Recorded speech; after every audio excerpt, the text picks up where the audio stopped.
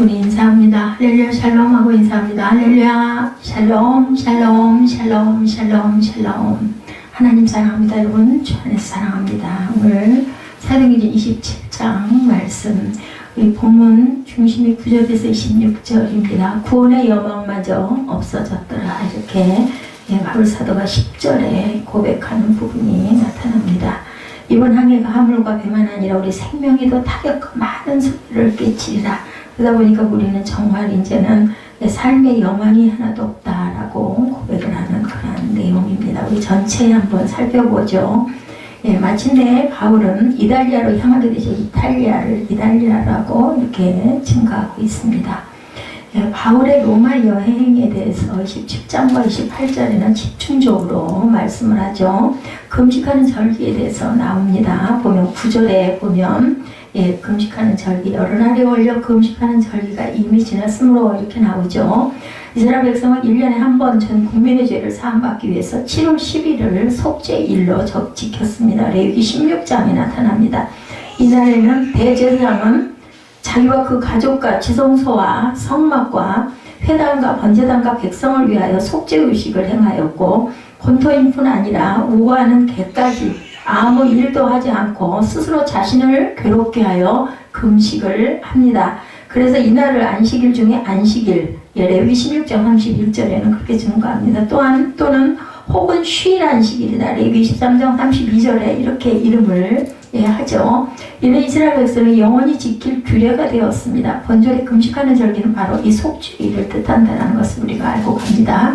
민수기 29장 7절에 일곱째 달 열흘날에는 너희가 성회로 모일 것이요 너희 심령을 괴롭게 하고 아무 일도 하지 말 것이라, 이렇게 말씀하죠. 근데 오늘 보면 9절에도 똑같은 말이 밑에 앉으라 바울이 그들을 권해서 말을 합니다. 금식한 절기니까 우리는 어떻게 해야 되겠다. 10절에 보면 이번 항해가 정말 우리의 생명에도 큰 손해를 끼칠 것이다 라고 이야기를 하죠. 근데 그걸 안 믿었어요, 문제는. 그래서 결국은 20절에 구원의 여망마저 없어졌더라. 오늘 그 제목이기도 하죠. 구원은 광풍, 환경에서 구원을 뜻하며 여러 날 동안 낮에는 해도 보이지 않고 밤에는 별빛마저 보이지 않자 도무지 폭풍에서 헤어날 수 있는 기미가 전혀 보이지 않아서 극도로 절망한 상태를 표현하는 거죠. 그리고 내가 섬기는 하나님이다, 27장 23절에 말씀하고 있어요. 23절 보니 내가 속한 바 내가 섬기는 하나님의 사자가 어젯밤에 내 곁에 서서 얘기를 했다. 배만 망가질 거라고 얘기를 했다는 것을 여기서 증거하는 것을 봅니다. 하나님을 섬기는 것은 출애굽의 목적이죠. 또 그리스도의 피로 우리를 구원하신 목적이기도 합니다. 그리고 하나님을 섬기리라는 말은 야훼를 경외하라는 말과 같죠. 여호와를 경외하는 것은 하나님의 명령하신 규례와 법들을 지켜 행하는 것이고 사람의 본분, 곧 창조의 목적이기도 하다. 그리고 바울의 로마 여행 27장과 28장에 계속해서 이어지는 것을 우리가 봅니다. 마침내 바울은 이달리아로 향하게 되죠. 1절에 나타나죠. 바울이 가이사에게 호소했기 때문에 바울은 군인들의 호소하에 로마로 보내지게 됩니다. 이때 의사 누가와 아리스타고가 바울과 동행했다. 2절에 그렇게 나타나고 있습니다. 우리 배를 타고 이달리아로 가기로 작정됨에 바울과 다른 죄수 몇 사람을 아그스토데의 백부장이 율리오라는 사람에게 맡깁니다. 그래서 2절에 아시아 해변 각처로 가려는 아드라무떼노 배에 우리가 올라, 우리라고 얘기하죠. 누가가 사도행전을 썼죠. 그래서 우리라고 표현합니다. 항해할 때 그러니까 누가도 함께 갔다라는 거죠. 마게도니아의 데살로니가 사람 아리스타고도 함께 하니라. 이렇게 함께 일행이 이렇게 함께 동행하는 부분이 나타납니다. 누가와 아리스타고가 함께 동행했다. 그래서 이들의 항해는 처음부터 수월하지가 않았다라고 7절과 8절에 증거하고 있죠. 거기서 우리가 떠나가다가 맞바람을 피하여 구브로 해안을 의지하고 항해하니 4절입니다. 5절 길리아와 밤빌리아 바다를 건너 루게아의 무라시에 이르러 거기서 백부장이 이달리아로 가려 하는 알렉산드리아 배를 만나 우리를 오류했다. 누가가 지금 얘기해요. 그러니까 누가와 아리스타고와 그리고 바울 우리 일행, 그죠? 7절에 배가 더디가 여러 날 만에 간신히 나도 맞은편에 이르러 풍세가 덜악하지 아니하므로 살몬의 앞을 지나 그레데 해안을 바람막이로 항해하여 간신히 그 연안을 지난 미항이라는 곳에 이르니 라스야시에 가깝더라. 굉장히 어렵게 항해한 부분이 여기 나타나죠. 그리고 9절에 보니까 여러 날이 걸려 금식하는 절기가 이미 지났어요. 이제 여러 날 가다 보니까 항해하기가 위태한지라 바울이 그들을 권하였다라고 얘기합니다. 금식하는 절기는 왜 금식하는 절기라고 제가 아까 설명해 드렸죠. 예, 이달로 갈 때 금식하는 절기가 이렇게 있었다. 그 절기가 11년이라고 예, 보니까 나타나 있더라고요. 그래서 이런 동행인들과 함께 이제 가는데 처음부터 수월치 않고 어렵게 힘들게 항해를 했다라는 부분을 우리가 함께 읽어봄으로 예, 증거하고 있습니다. 예, 거기에 갈 때 죄수들이 누구였는지 몇 명이었는지는 분명하지는 않은데 어찌됐든 간에 여기에서 바울의 일행들이 누가와 아구스토가 함께 간 것만은 사실입니다. 그 사람들은 어떤 이유로 로마로 옮겨지게 되었는지조차도 알 수가 없어요. 그 함께 간 사람들, 죄인들도 있었는데 그래서 백부장 율리온이 이 사건의 중심 인물이기도 하고 특정 군대에게 부여되는 명예 칭호인 아구사도대에 속한 자로 기록되어 있습니다. 아구사도는요, 존경하는을 의미하는 예, 세바스테스로 번역이 되기도 한다라고 1절에 보니까 나와 있어요. 이달리아에 가기로 작된 데와 바울과 다른 죄수 몇 사람을 아구스토대의 백부장 율리오라는 사람이 바뀝니다. 이 사람이 굉장히 존경하는 그러한 세바스테스로 번역이 된다. 아구사도는 이 백부장은 100명의 군사를 거느리는 사람, 천부장은 1000명의 군사를 거느리는 사람이라고 하죠. 그래서 우리라는 말에서 알 수 있듯이 이 여행에 바울과 누가가 동행했다. 아리스타고는 바울의 조력자였다라고 나타나고 있습니다. 아리스타고는 바울이 로마에 감금된 기간에도 그와 함께 머물렀습니다. 죄수에 대해서 이사야 49장 9절에 나는 말하기를 내가 헛되이 수고하였으며 무익하게 공연히 내 힘을 다하였다 하였도다. 참으로 나에 대한 판단이 야훼께 있고 나의 보응이 나의 하나님께 있느니라 이렇게 증거합니다.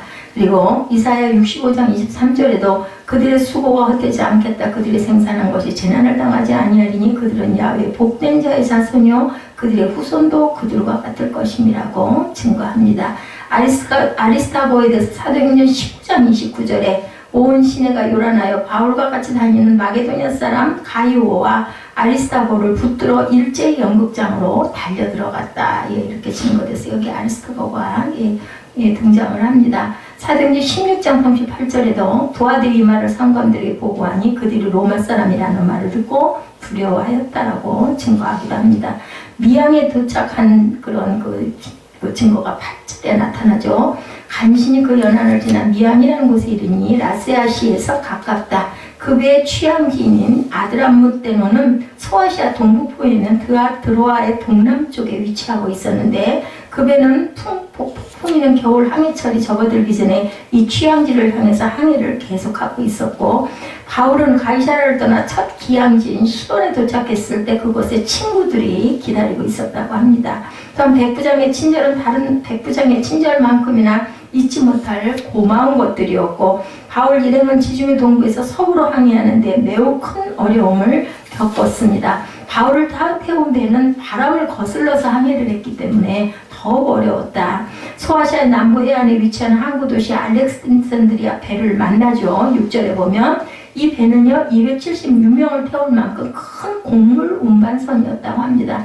애굽은 로마의 공급지였기도 했죠. 그래서 누가 그랬어요? 그 야곱이 곡물을 사러 이 아들을 보내는 부분이 바로 애굽의 누구에게 아들에게 보내는 그런 그 내용이 나온 것도 애국에는 그렇게 곡물이 많았던 것 같습니다. 바울이 탄 이 두 번째 배의 항로는 무라에서 출발하여 나로에 이른 다음에 그레데의 남서해안을 지나 미항이라는 곳에 이르렀던 이제 지형적인 부분입니다.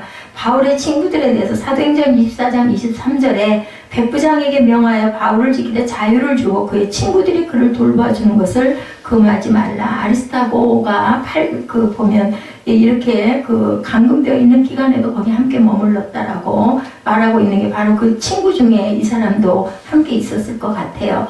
사도행전 28장 16절에도 이튿날 시돈에 대니 율리오가 바울을 친절히 대하여 친구들에게 가서 대접받기를 허락했다. 이렇게 나타납니다. 자유를 많이 줬죠. 정중한 환대를 했다고 나타나죠. 창세기 12장 16절에도 이에 바로가 그로 말미암아 아브라함을 후대함으로 아브라함이 양과 소와 노비와 암수나비와 낙타를 얻었더라. 누구도 바로도 이렇게 아브라함을 후대했습니다. 바울의 말을 믿지 않았죠. 백부장이 그래서 아주 그 배에서 어려움을 당해서 죽을 뻔합니다. 11절에 백부장의 선장과 선주의 말은 바울의 말보다 더 믿더라고 증거합니다.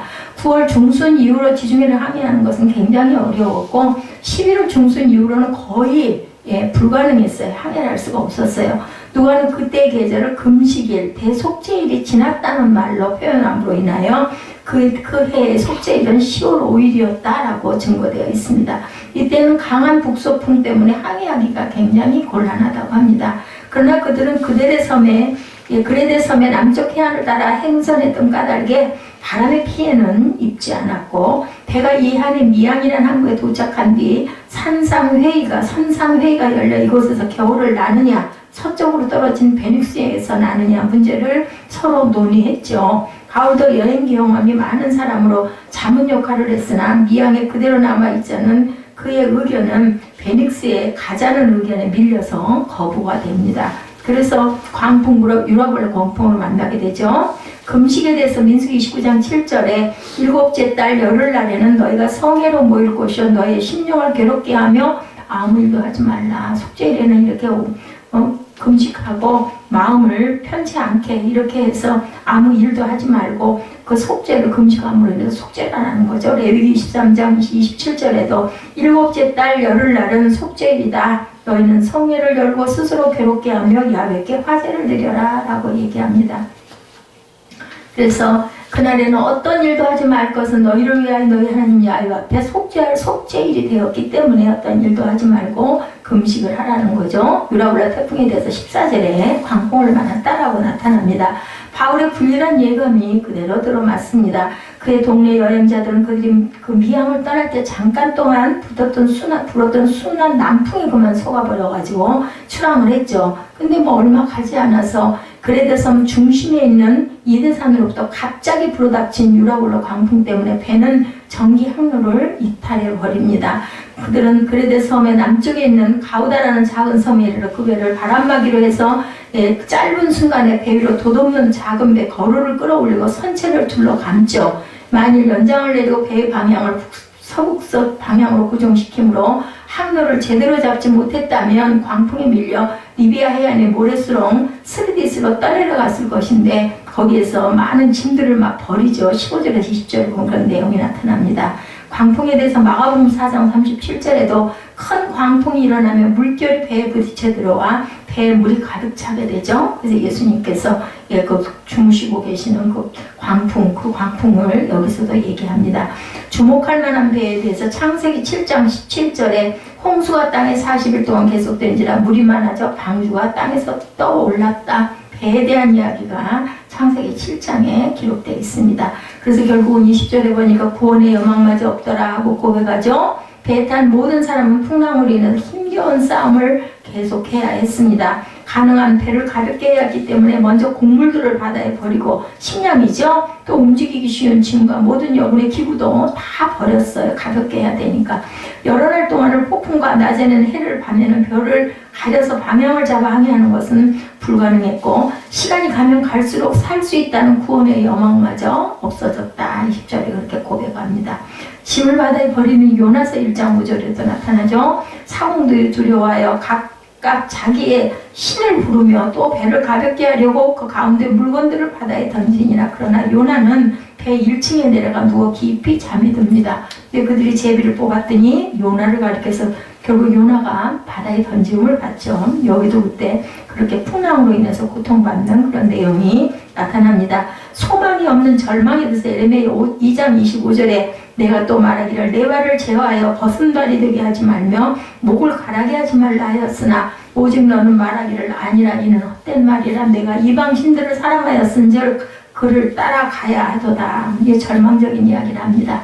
바울의 위로가 있죠. 23절에서 25절에 보면 이때 바울은 그레데 산 조언을 상기시킨 다음 하나님이 주신 말씀으로 그들을 위로하죠. 이것이 바울에게 임한 첫 번째 환상은 아니었음을 우리가 알 수가 있는 것이, 예루살렘 환상 가운데서 하나님은 바울의 길이 평탄하지 않겠으나 결국은 무사히 로마에 갈 것이라고 약속하셨었습니다. 그리고 여기서도 하나님은 바울이 가이사 앞에 서게 된다는 말씀을 또 주셨다라고 하죠. 바울은 동료들에게 거듭 안심하라고 이렇게 위로를 합니다. 25절 부분 한번 우리 볼까요? 바울이 말하죠. 24절부터 두려워하지 말라. 내가 가이사 앞에 서야 하겠고 하나님께서 너와 함께 항해하는 자를 다 내게 주셨다 하므로 여러분이요 안심하라. 나는 내게 말씀하신 그대로 되리라고 하나님을 믿노라. 이렇게 얘기를 합니다. 그래서 26절에 그런즉 우리가 반드시 한 섬에 걸리리라 하더라. 오늘 본문 중심 구절의 내용입니다. 이렇게 예루살렘 환상 가운데서 하나님은 바울의 길이 평탄하지는 않겠지만 결국은 무사히 로마에 도착할 것이라고 약속을 하셨죠. 하나님은 바울이 가이사 앞에 서게 된다는 약속을 또 하십니다. 바울은 동료들에게 거듭 이렇게 안심하라고 얘기합니다. 죄수임에도 불구하고 바울은 하나님을 믿는 그의 믿음을 알리는데 주저함이 없습니다. 천사의 사역에 대해서 히브리서 1장 14절에 모든 천사들은 섬기는 영으로 구원받을 상속자들을 위하여 섬기라고 보내신 그런 존재들이라고 말합니다. 믿음의 승리에 대해서 로마서 4장 20절에 믿음이 없이 하나님의 약속을 의심하지 않고 믿음으로 견고해져서 하나님께 영광을 돌려라. 야고보서 1장 6절에도 같은 말씀이 나오죠. 믿음만이 모든 것에서 승리합니다. 그래서 21절에 보면 바울이 지혜로운 권면을 하는 부분이 또 나타나죠. 여러 사람이 오래 먹지 못하였으며 바울이 가운데 서서 말하되 여러분이여 내 말을 듣고 그에 대해서 떠나지 아니하여 이 타격과 손상을 면하였으면 좋았을 뻔하였느니라. 그렇게 하고 얘기합니다. 22절에 이제는 안심하라. 너희 중 아무도 생명에는 아무런 손상이 없겠고 오직 배뿐이라. 내가 속한 바 곧 내가 섬기는 하나님의 사자가 어젯밤에 내게 서서 두려워하지 말라고 얘기했다라고 말씀하죠. 그런 부분들의 권면이 있습니다. 2주일 후 그들은 멜리데 섬이죠. 멜리데 섬 근방에 결국은 이렇게 해서 모든 짐을 다 버리고 아주 죽을 길을 쓰고 같이 그 고난을 통과하고 멜리데 섬 근방에 이릅니다. 사공들은 물의 깊이를 재며 육지에 가까이 옴을 알 수가 있었어요. 그러나 사공들이 도망하려고 하죠. 바울이 지혜롭게 저지합니다. 그리고 바울은 배에 탄 모두를 안전히 지키시라던 주님의 말씀으로 위로하고 그들에게 이제는 먹으라고 축사를 하죠. 빵을 조금 떼어 축사하고 떼어 먹기를 시작을 합니다. 모두들 안심하고 받아 먹죠. 배에 있는 사람의 숫자는 276명이었다라고 나타납니다. 35절이죠. 떡을 가져다 모든 사람 앞에 하나님께 축사하고 떼어 먹기를 시작하며 그들도 다 안심하고 받아 먹으니 37절에 배에 있는 우리의 수는 전부 276명이더라 라고 증거합니다.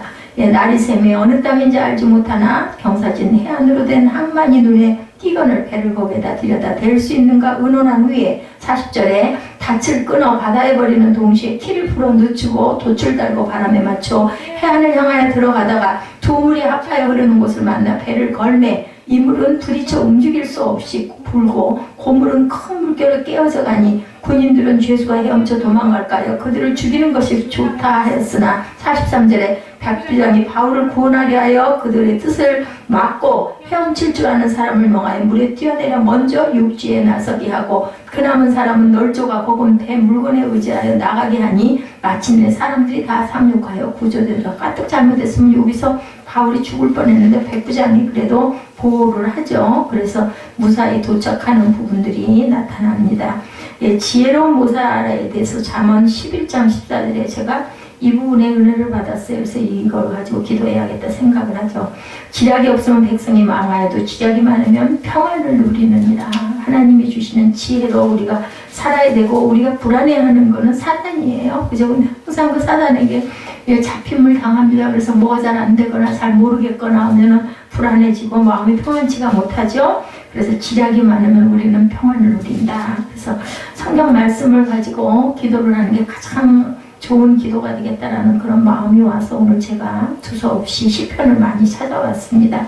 하나님께 축사한다. 마태복음 15장 36절에 떡 7개와 생선을 가지사 축사하시고 떼어 제자들에게 주시니 제자들이 무리에게 주매 다 배불리 먹고 남은 조각을 7강주리에 차게 거두는 그런 사건. 먹은 자에는 여자와 어린이 외에 4,000명이죠. 이거는 500여가 아니라 700여의 그런 기적에 대한 내용입니다. 육지에 오른 사람들에 대한 얘기가 27절에서 32절에 쭉 나타납니다. 경사진 해안으로 된 항만이 보이자 그들은 배를 곳에 대기를 합니다.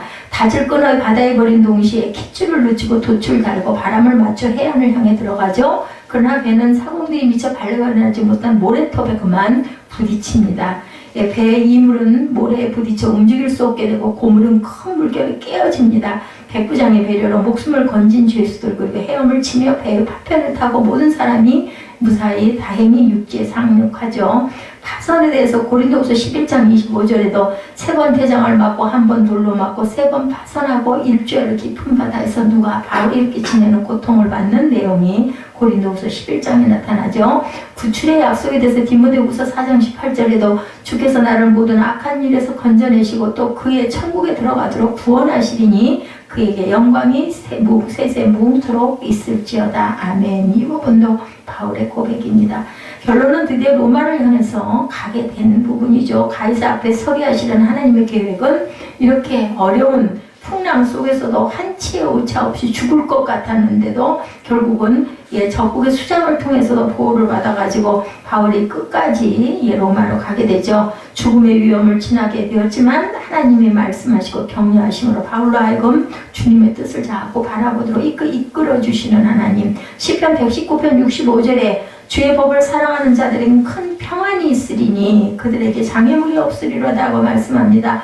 그렇게 우리는 주의 법과 율례를 잘 지켜나가야 됩니다. 누가 그러든지 말든지. 그죠? 하나님 말씀은 1.1획도 변함없고 그때는 내가 죽을 것 같고 내가 더 고통스러운 것 같지만 결과를 나중에 세월이 지나서 딱 바라보면 아 내가 그래서 이렇게 통과해서 여기에 있구나라는 걸 우리는 늘 느끼게 됩니다. 이랬을 때 말씀대로 모든 것이 이루어진다. 그리고 우리는 거기에서 또한 참 평안을 세상에 줄 수 없는 평안을 항상 얻게 되죠. 우리가 항상 그 마음과 그 모습을 미래에 올 모습을 자꾸 눈앞에 그리면서 우리가 거기에서 힘을 얻고 능력을 가지고 기도하며 나아가야 할 줄 믿습니다. 오늘 말씀에서 인생의 풍랑을 만났을 때 구원의 여망마저 없어졌더라. 그죠? 이렇게 제가 요절 20절에서 은혜를 받아서 말씀을 전합니다.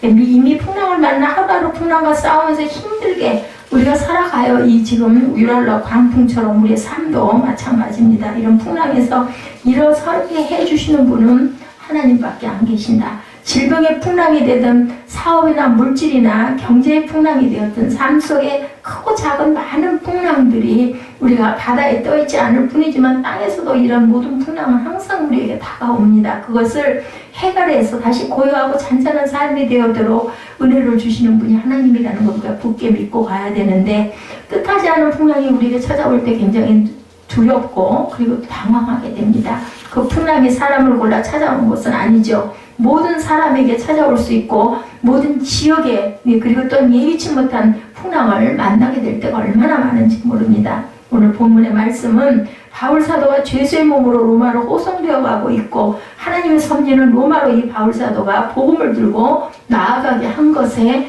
그런 그 줄다리기가 이어지는 부분들이 꼭 무슨 드라마라고 하면 정말 드라마틱할 정도로 이런 부분들이 쭉 본문 전체에 나타납니다. 황제 앞에 서게 하고 로마의 복음을 전할 수 있는 기회를 만들고 계시는 하나님, 바울 사도의 로마로 가는 여정이 굉장히 힘들고 십자가의 길. 여기서 바울도 사람이다 보니까 얼마나 마음이 믿음이 그저 흔들릴 수도 있는데도 불구하고 바울은 꿋꿋하게 또 그럴 때마다 성령께서 나타나가지고 직접 말씀하시는 부분이 증거되어 있습니다. 십자가를 지고 한 걸음 한 걸음 하나님의 뜻을 이루기 위해서 사명을 감당하기 위해서 나아갑니다. 사람은 누구나 다 자기 자신들의 십자가를 져야 할 때가 있고 우린 또 지고 가고 있죠.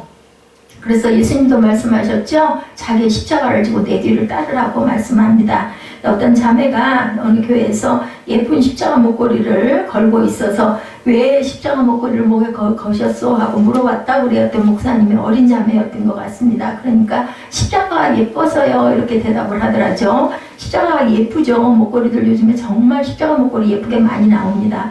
그래서 십자가는 예쁘게 보는 것이 아니라 등에 치는 거다라고 이야기를 했더니 그 자매가 하는 이야기가 목사님 십자가가 때로는 등 뒤로도 돌아가요 라고 대답을 했다고 그래요. 좀 우스갯소리기도 합니다.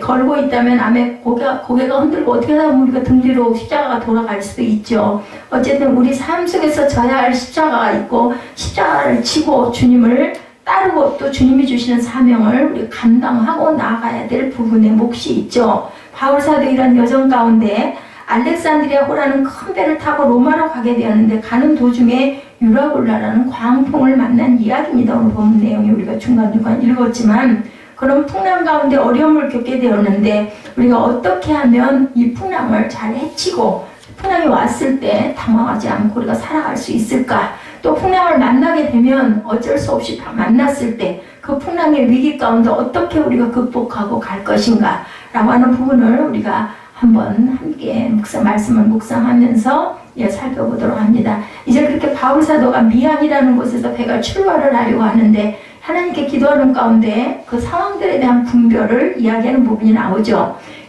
첫째 풍랑을 만나게 된 원인은 때를, 그죠? 시기를 잘 분별하고 선택을 온전하게 하지 못했다. 바울이 얘기를 했는데도 믿지는 않았다고 얘기하죠. 그 당시 호송 책임자 백부장이 있었는데 27장 1절에 보면 율리오라고 하는 사람이었죠. 배가 이제 로마로 가게 되는 그런 배인데 물건을 싣고 가서 여러 가지 무역업을 하는 배이기도 하고 배가 가긴 가야 하는데 시기적으로 지금은 때가 아니라는 결론이었습니다. 우리가 살다 보면 중요할 때가 있습니다. 그래서 우리가 항상 무슨 말을 많이 해요? 시와 때를 잘 분별할 줄 알아야 된다. 이것도 선택이에요. 그죠? 잘 선택을 해야 합니다. 그래서 배가 지중해라고 하는 배를 지나가는데 그 지중해에는 다니기 어려운 시기가 있었어요. 그 시기가 9월 말부터 시작해서 돌아오는 3월까지는 배가 다니기가 어려운 시기였다고 그래요. 파도가 크게 일고 바람이 불고 대부분 배가 그때는 출항들을 안 하는 그런 때였는데 9절 말씀해 보면 여러 날이 걸려 금식하는 절기가 이미 지났으므로 항해하기가 위태한지라 바울이 그들을 권하여 이렇게 시작하죠. 지금 시기는 금식하는 절기가 지났다. 그 금식하는 절기가 대속죄일이라고 제가 설명해 드렸어요. 대속죄일은 날짜로 계산하면 9월 20일 정도 된다고 합니다. 그러니까 9월 말부터 3월 말까지는 지중해를 항해하면 안 되는 때임에도 불구하고 선장이나 선주가 많은 무역을 하면서 물건들을 로마로 싣고 가야 유익이 되죠. 돈을 벌게 되니까. 눈앞에 이익을 보고 때가 아님에도 불구하고 출발하려고 하는 상황이었어요. 우리가 살아가면서 때와 시기를 분별하는 지혜를 항상 가져야 돼요. 그래서 잠언 말씀처럼 우리가 하늘의 지혜로 하나님의 지략을 우리가 잘 알고 있으면 어때요? 우리가 그걸 잘 알고 가면은 평안한 삶이 이어진다. 그래서 우리에게 평안을 주신다라는 그런 말씀이었습니다. 그래서 바울사도는 그들이 권면하죠. 이렇게 항해를 하면 화물과 배만 아니라 우리 생명에도 타격과 손해가 있을 것입니다. 라고 얘기를 했는데도 그것을 10절에서 11절 말씀이죠. 화물과 배만 아니라 우리 생명도 타격과 많은 손해를 끼치리다. 백부장이 선장과 선주의 말을 바울의 말보다 더 믿더라. 이렇게 나오죠. 백부장이 인솔 책임자인데 지금 백부장이 선주와 선장의 말을 들어보니까 선장과 선주는 지금 가면 됩니다. 라고 얘기를 하니까 바울 말을 무시했어요. 배도 크고 지금 무역을 하는데 짐을 빨리 로마로 싣고 가야 되기 때문에 선장은 내가 이 시기에도 여러 번 항해를 해본 적이 있다는 경험이 있다라고 얘기를 하죠. 바울사도는 지금 항해하면 많은 손해가 있을 것이라고 권면을 했지만 그것을 듣지를 않습니다. 선장의 말과 선주의 말을 더 믿어버립니다. 선장은 경험이 많고 선주는 돈이 많은 사람이었기 때문에 장사하기 위해서는 가야 됐죠. 바울은 죄수의 몸이었습니다. 그러나 하나님의 종이었다. 여기서 우리가 누구의 말을 들어야 할 것인가 라는 것이 이 말씀 속에서도 분별이 되죠. 백부장이 선장과 선주의 말보다 사도 바울의 말을 귀를 기울였다면 아마 유라굴라는 풍랑을 만나지 않았을 거예요. 우리가 신앙생활하는 건데 중대한 문제를 가지고 목회자에게 상담을 요청하는 경우들이 종종 있어요. 근데 기도하는 가운데 여러 가지 권면을 또한 목사님들이 하실 때가 있죠. 신앙생활에 대해서 또한 여러 가지 사업이나 가정생활에 대해서 권면할 때가 있는데 그런 말을 귀담아 듣지 않는 성도들 들으면서 아니면 그런 것까지 일일이 다 목회자하고 상의할 일이 있어 또 그게 비밀일 경우도 또 있습니다. 개인적인 부분들이다 보니까 그래서 말을 듣지 않고 나중에 후회할 때가 굉장히 많다. 그래서 우리가 항상 기도할 때는 세상 사람의 말보다는 죄종의 말을 우리가 유념해서 들을 줄 아는 귀를 가져야 된다. 그걸 또 무조건 들으라는 건 아니죠. 하나님 말씀으로 입각해서 우리가 기도할 때 마음 마음에 감동이 옵니다. 그럴 때는 그 말씀이 맞구나. 좀 미련한 것 같아도, 좀 지금은 좀 아닌 것 같아도 항상 이런 귀를, 이런 마음을 지녀야 되겠다. 예, 풍랑을 만나는 그러한 일들 귀담아 듣지 않다가 오늘 본문이죠. 소돔과 고모라가 멸망할 때 롯의 사위들은 롯의 이야기를 농담으로 여겼다라고 말씀하고 있습니다. 결국은 소돔과 고모라 성이 멸망할 때 함께 멸망돼 버리고 말죠. 그 사위들은 신앙생활 가운데 그 중대한 문제를 가지고 기도하다가 그러한 그 목회자들의 권면 그것을 잘 들을 줄 알아야 된다. 어떤 장사 속, 이 속, 사회적으로 굉장히 얄팍하게, 얍삽하게, 약은 꾀가 있는 그런 이야기를 이렇게 솔깃한 말들을 잘 분별할 줄 알아야 되겠다라는 겁니다. 그래야 풍랑을 만나지 않는다는 거죠. 롯의 사위들도 그래서 결국 멸망하게 되고, 지금 이 백부장은 바울의 말보다는 선장과 선주의 말을 믿고 항해를 시작했어요. 그리고 또 그 항구가 적은 항구이기 때문에 사람들이 굉장히 불편을 겪었죠. 12절에 그 항구가 겨울을 지내기에 불편함으로 거기서 떠나 아무쪼록 베닉스에 가서 겨울을 지내자 하는 자가 많으니, 베닉스는 크레다 항구라 한쪽은 서남을 한쪽은 서북을, 이제 그쪽 여기 지금 항구는 너무나 조그매. 그래서 크레다 항구는 크고 좋으니까 그쪽으로 갑시다 해서 시작이 된 거예요. 그 겨울을 지내야 하는데 항구가 작은 항구이기 때문에 이 항구를 떠나서 베닉스라고 하는 크레다 항구로 가서 겨울을 맞자 하고 논의를 해서 다수의 선원들이 거기에 찬성을 하죠. 어떤 일을 행할 때 회의를 많이 합니다. 그래서 다수결로, 표결로 결정할 때도 많습니다. 오늘 이 본문에서는 다수의 사람들이 결국은 잘못된 선택을 한다라는 것도 우리가 또 한번 알아야 되겠죠. 여호수아와 갈렙 그 정탐꾼들도 마찬가지죠. 8명이 거길 갔다가는 우리는 그들의 밥이 될 것입니다 라고 했는데 여호수아와 갈렙만 아니다라고 이야기를 합니다. 그들은 메뚜기 같은 존재들이다 결국은 얘기합니다. 이렇게 여호수아와 갈렙 두 정탐꾼만 하나님의 뜻이라고, 소수의 의견이 하나님 뜻과 맞는 경우가 이렇게 있다라는 거, 결코 다수의 의견만이 옳은 의견이 아닐 수도 있다는 것을 우리가 꼭 알아야 되겠다. 13절에 남풍이 불죠. 그때 북풍이 불고 그 자리에서 풍랑이 있는 바람이 불면 중단을 했을 텐데 남풍이 불었어요. 13절에 남풍이 순하게 불매 그들이 뜻을 이룬 줄 알고 다슬과 아마 그레데 해변을 끼고 항해를 하더니 그 순간에 순조로운 남풍이 결국 불었어요. 순풍이 불기 시작하는 것, 그래서 이게 하나님의 뜻인가 보다 하고 생각하고 항해를 시작했습니다. 요나서도 마찬가지죠. 니느웨로 가서 심판의 메시지를 전하라고 하죠. 근데 아수르라고 하는 그 나라와 원수의 나라인데 요나의 마음속에 나는 정말 니느웨 가기 싫어. 그죠? 그리고 도망을 하려고 가다가 다시스로 가려고 합니다. 그래서 다시스로 가서 나는 다시는 돌아오지 않으리라 했는데 그만 배가 딱 다시스로 가는 배가 막 출발을 하는 걸 요나가 만납니다. 요나는 생각합니다. 이게 하나님의 뜻이구나. 하나님의 뜻이 아니었다라면은 이때 이 배가 다시스로 가는 배가 왜 내 앞에 있겠나? 이건 하나님 뜻이니까 내가 이 배를 타고 가야 되겠다라고 얘기했어요. 근데 하나님 뜻이 아니었죠. 결국은 그래서 고래 뱃속에 들어가는 그런 불상사를 겪게 됩니다. 그래서 항상 우리가 하나님의 뜻을 분별하는 것이 가장 중요하다는 거죠. 바다에 던져진 요나가 살아보려고 발버둥을 치고 있는데 그 고기가 그냥 와서 요나를 며칠 동안 뭘 못 먹었는지 요나를 보자마자 그냥 꾹꾹 삼켜버리죠. 고래라고 이야기를 하기도 합니다. 그래서 그 고통과 풍랑을 만나고 고기 뱃속에서 어디서 회개를 하게 되죠. 죽게 생기니까 우리는 회개를 합니다. 결국 그 순간에는 캄캄한 고기 뱃속에서 고기 배를 치면서 얼마나 살려달라고 기도를 했을까. 지금 우리는 이게 하나의 얘기 같고, 하지만 만약에 직접 내가 그 고래 뱃속에 있었다면 살아있지도 않겠지만 만약에 살아서 숨을 쉬고 있다면 그 죽을 맛 아니겠어. 차라리 하나님 나 빨리 데려가 주세요. 아마 그런 기도를 했을 것 같습니다. 요나가 결국은 성을 보고 토해내는 바람에 야우죠. 깨닫고 니느웨로 갑니다. 어떤 일이 순풍이 불어도 남풍이 불어도 하나님의 뜻이 아닐 수도 있다는 거 우리가 그걸 알아야 합니다.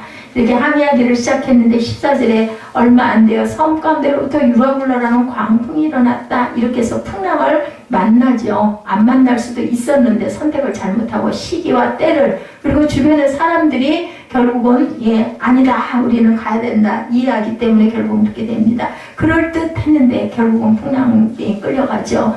내 뜻대로 내 마음대로 되는 것은 아닙니다. 사단이 한번 우리를 움켜잡고 끌고 가려고 하면 정말 우리는 힘이 없는 그 존재들이에요. 그래서 한번 낚시에 물리면 끌려가는 것처럼 그런 상황이 되어버립니다. 15절이죠. 배가 밀려 바람을 맞춰 갈 수 없어 가는 대로 두고 쫓겨가다가 그냥 쫓겨가죠. 17절에 끌어올리고 줄을 가지고 선체를 둘러 감고 스리디스에 걸릴까 두려워하여 연장을 내리고 그냥 쫓겨가다 이렇게 얘기합니다. 풍랑을 만나면 뭐 방법이 없죠. 내 맘대로 안 됩니다.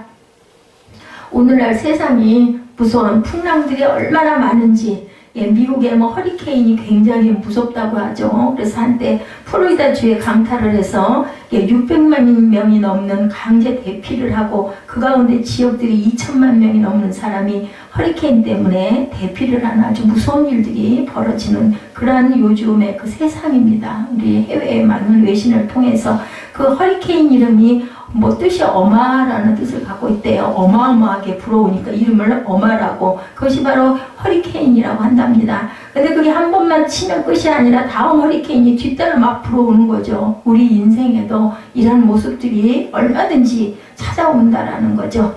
북한이 핵을 개발하고 6차 핵실험을 하고 미사일을 쏘아대고 전쟁의 기운이 감도는 때 우리는 잘 몰라요. 근데 일선에서는 그런 부분들이 정말 심각하다라고 얘기를 하죠. 그래서 우리는 지금이 정말 기도할 때다. 외국 사람들이 놀라운 것은 한국 사람들이 너무 태평하다는 거 모르잖아요. 우리는. 모르는 게 무식이라는 얘기도 이제 무식이 무섭다는 얘기가 바로 그런 것 같습니다. 필리핀이든 호주든 일본이든 한국에 살고 있는 자국 나라 사람들을 대피계획을 세우고 있을 정도로 굉장히 위태한 지경에 있다고 합니다. 우리가 이 나라에 더 큰 풍랑이 일지 않도록 항상 기도하고 평화로 남과 북이 하나 될 수 있는 그런 기도를 끊임없이 해야 되는 이유가 바로 여기에 있죠. 남북이 평화롭게 통일이 이루어지고 무서운 전쟁이 일어나면 뭐 지금은 옛날에 무슨 뭐 어디 피난을 가고 지금 안 되죠. 그냥 핵으로 그냥 그렇게 한 번이면 우리는 모두 다 그냥 없는 존재들이 돼버린다는 것을 늘 생각할 줄 알아야 되겠다. 우리가 풍랑으로 심히 애쓰다가 이튿날 사공들이 짐을 바다에 풀어버리고 사흘째 되는 날에 배의 기구를 그들의 손으로 내버린다. 18, 9절에 이렇게 나타납니다. 한 번 풍랑을 만나면 소중한 것들, 그 모든 것들이 다 그저 위에 물속에 재로 변해버립니다. 이렇게 로마로 항해에 가려고 한 것인데 결국은 그 짐들은 결국은 팔아서 장사를 하려고 했던 모든 곡물을 제일 먼저 버리죠. 오늘 본문에 보면. 그렇게 해서 결국은 간신히 목숨만 부명하는 내용이 오늘 본문에 나타납니다. 풍랑 때문에 생명을 잃은 경우, 그죠? 건강을 잃어본 경우, 얼마나 많은지. 뭐 재산뿐만이 아니라 건강 정말 중요한 거죠. 사업장 잃어버리는 것도 정말 대단한 일인데 건강마저 잃어버리면 그거는 완전히. 그래서 그런 얘기가 있죠. 뭘 다 잃어버려도 건강 잃어버리면 정말 끝이다. 가장 소중하다고 얘기합니다. 풍랑을 피해야 하고 풍랑을 만났을 때는 반드시 이겨내야 하고 그 절망 가운데서도 우리가 항상 구원의 영광을 바라볼 줄 알아야 된다. 그런 지혜를 그 닥치기 전에 미리 우리가 기도하고 준비할 줄 알아야 되죠. 20절이죠. 여러 날 동안 해도 별도 보이지 아니하고 큰 풍랑에 그대로 있음에 구원의 영광마저 없어졌더라. 인생의 풍랑을 만났을 때 가장 무서운 것은 뭐예요? 절망입니다. 절망은 죽음에 이르는 병이라고도 얘기할 정도로 병 때문에 죽는 게 아니라 절망 때문에 우리가 결국은 싸울 힘을 잃어버린다는 거죠. 어려운 풍랑을 만났어도 해가 보이지 않고 별이 보이지 않으면 해와 별 위에 계시는 하나님을 바라볼 줄 알아야 되겠다. 결국 절대로 절망하면 안 됩니다. 그들은 구원의 여망마저 없어져 버리고 해도 보지 못하고 별도 보지 못하는 그 풍랑 가운데 정말 절망하고 기진맥진했을 거예요. 21절에 여러 사람이 오래 먹지 못하였음에 이렇게 뭐 바울은 먹었겠어요. 그런데도 바울은 그 사람들을 용기를 주고 다독이고 그죠? 그리고 또한 떡을 이제는 빵을 먹자라고 이렇게 해서 용기를 북돋우죠. 근데 하나님께서 바울을 통해서 풍랑 속에서 풍랑을 극복할 수 있는 은혜를 부어주시는 사건. 바울이 있었기 때문에 그나마 그 사람들이 생명을 그만큼 부지할 수 있었던 거예요. 허리케인이나 태풍이나 뭐 사이클론이나 태풍이 생겨서 미국 쪽으로 가면 허리케인이라고 그러고 아시아 이쪽에서는 허리케인을 태풍이라고 표현한다고 합니다. 인도양 쪽에서 일어나서 그쪽으로 불고 이동하면 그것을 사이클론이라고 이름이 붙여진다고 그러죠. 결국은 오늘 우리가 이런 어려움이 있지만 분명한 것은 바울 사대의 고백은 이 고백 극복하는 것 하나님이 나와 함께 하신다. 그래서 우린 절대로 죽지 않을 것이다 라는 이야기죠. 결론은 시편 68편 21절에 그의 원수들의 머리 곧 죄를 짓고 다니는 자의 정수리는 하나님이 쳐서 깨뜨리시도다. 22절에 보면 주께서 말씀하시기를 내가 그들을 바산에서 돌아오게 하며 바다 깊은 곳에서 도로 나오게 하고 시편 56편 13절에서 주께서 내 생명을 사망에서 건지셨습니다. 주께서 나로 하나님 앞 생명의 빛에 다니게 하시려고 신촉하지 아니하게 하셨나이까. 이러한 고백들이 있습니다. 하나님이 나와 함께 하신다는 것, 가장 중요하죠. 내가 속한 바 곧 내가 섬기는 하나님의 사자가 어젯밤에 내 곁에 서서 말했습니다. 23, 4절이죠. 바울아 두려워하지 말라. 내가 가이사 앞에 서야 하겠고 하나님께서 너와 함께 항의하는 자를 다 내게 주셨다. 너는 가이사 앞에 쓸 것이고 그 항의할 때 있는 사람을 다 너에게 주었다 라고 말씀하죠. 하나님의 말씀은 이런 약속입니다. 너와 함께 한다. 천사를 통해서 하나님의 사자가 어젯밤에 너와 함께한다. 내 곁에 서서 말한다. 바울아 두려워하지 말라. 이게 성령의 보호예요. 두려움 속에 있는 바울 일행에게 두려워하지 말라. 늘 힘들고 어려울 때마다 우리가 묵상해야 될 말씀이죠. 이사야 41장 10절에도 증거합니다. 뭐라고 말씀하세요? 두려워하지 말라. 내가 너와 함께하리라. 놀라지 말라. 나는 너의 하나님이 되시리냐. 내가 너를 굳세게 하리라. 하나님께서 우리가 이렇게 나약한 걸 너무나 잘 아세요. 그래서 내가 너를 굳게 해주겠다. 그리고 내가 너를 도와줄게. 참으로 오른손으로 내가 너를 붙들겠다 말씀합니다. 시편 37편 24절에도 그는 넘어지나 아주 엎드러지지 아니하면 여호와께서 그의 손으로 붙드신다라고 증거합니다. 하나님이 나를 도와주시고 굳세게 해주시고 의로운 오른손으로 나를 붙들어 주시고 그 풍랑 속에서도 바울은 일어설 수 있고 바울로 인해서 그와 함께한 276명은 다 살아납니다. 그리고 이 바울이 풍랑을 이겨낼 수 있었던 것은 뭐 때문이었어요? 내가 꼭 로마로 가서 내 사명을 완수할 거야. 하나님께서 가라 하셨고 전하라 하셨으니까 나는 절대로 안 죽고 갈 거야. 이런 믿음이었죠. 이 풍랑 가운데 찾아야 할 분명한 사명이죠. 하나님께서 오늘 이 바울에게 말씀한 것은 내가 가이사 앞에 서야 하겠고 로마 황제 앞에 서야 하겠고 그 황제 앞에서 하나님의 말씀을 전해야 하겠고 그 로마에서 하나님의 복음을 전해야 할 사명이 있으니 너는 아직 사명이 안 맞춰졌으니까 절대 죽지 않는다. 사명자는 결코 죽지 않습니다. 사명을 감당하기 전까지는 절대로 하나님께서 데려가 달라고 해도 안 데려가세요. 그래서 우리가 항상 사명을 깨달아 알 줄 알아야 되겠다. 그 풍랑을 잠재우고 풍랑에서 일어설 수가 있었죠. 언약의 하나님을 믿고 하나님께 기도해야 합니다. 25절이죠.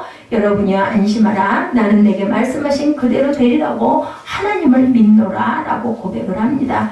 하나님을 믿는 그러한 언약의 말씀을 주신 그 하나님을 항상 부르짖는 저와 여러분들이 되셔야겠습니다. 에레미야 33장 3절이죠. 너는 내게 부르짖으라. 내가 내게 응답하겠고 내가 알지 못하는 크고 은밀한 일을 내게 보이리라. 바울이 기도했기 때문에 바울에게 하나님께서 이렇게 보여주셨어요. 은밀한 일. 너는 살 것이고 가이사 앞에 갈 것이고 네가 타고 있는 배에 있는 모든 사람의 생명도 너에게 주겠다라고 약속을 했다라는 거죠. 자, 그런 풍랑을 막아주시고 풍랑에서 다시 일어설 수 있도록 하신 하나님의 역사, 그것을 우리가 믿고 하나님께 항상 부르짖고 기도해야 할 줄 안다. 시편 68편 5절입니다. 그의 거룩한 처소에 계신 하나님은 고아의 아버지시며 과부의 재판장이시라.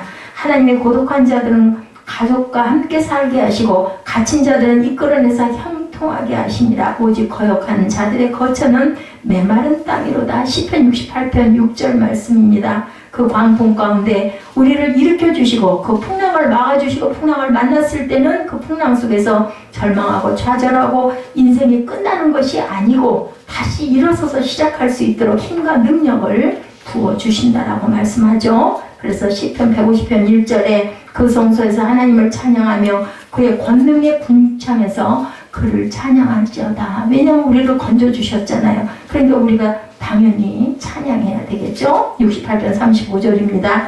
하나님이여 위엄을 성소에 나타내시나이다. 이스라엘의 하나님은 그의 백성에게 힘과 능력을 주시나니 우리가 하나님을 찬양하지 않고 살 수가 없겠죠? 이런 믿음을 가지시고 어려움과 풍랑과 고난의 삶을 살아가면서 우리가 때때로 닥치는 유라굴라 광풍과 같은 그 사건 앞에서 우리가 하나님을 믿고 하나님을 찬양하고 하나님의 말씀을 항상 깊이 깨달아 아는 저와 여러분들이 되시기를 주님의 이름으로 축복합니다.